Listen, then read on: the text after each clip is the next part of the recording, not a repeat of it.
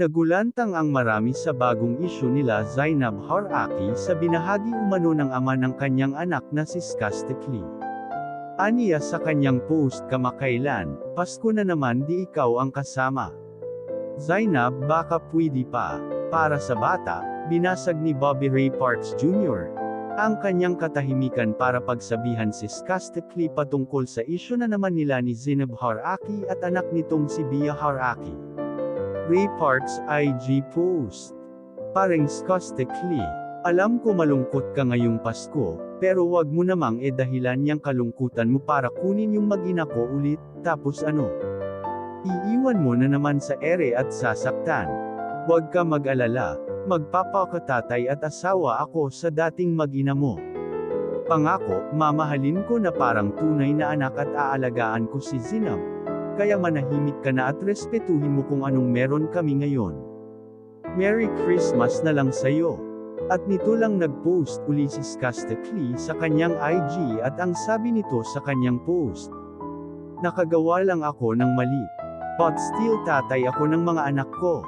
Alam ko nagkamali ako. I admit it. Zainab, kahit sana sa New Year lang makasama ko sila wala naman si Bobby Ray Parks Jr. dito sa Pinas. Zainab, deserve ko naman siguro ng third chance. Alam ko namang mahal mo pa ako.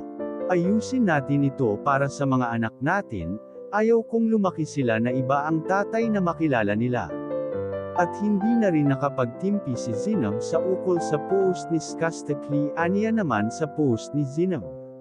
Naghihingi ka ng third chance makaawa ka sa mga tao.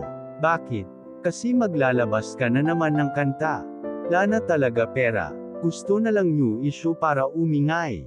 Tama ka na wala ka nang magagamit pagod na lahat sa'yo. Sagot naman ulit ni Skastikli sa kanyang bagong post.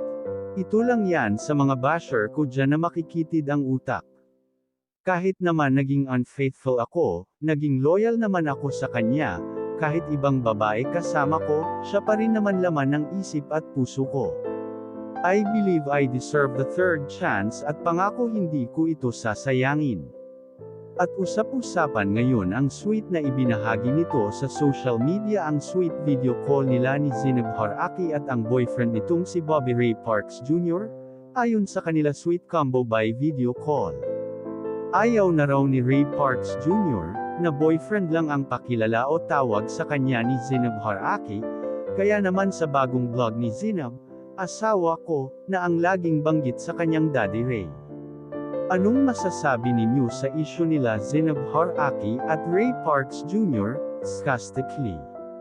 Mag-iwan lang ng comment at like at paki-share na lang ang video na ito. Maraming salamat po.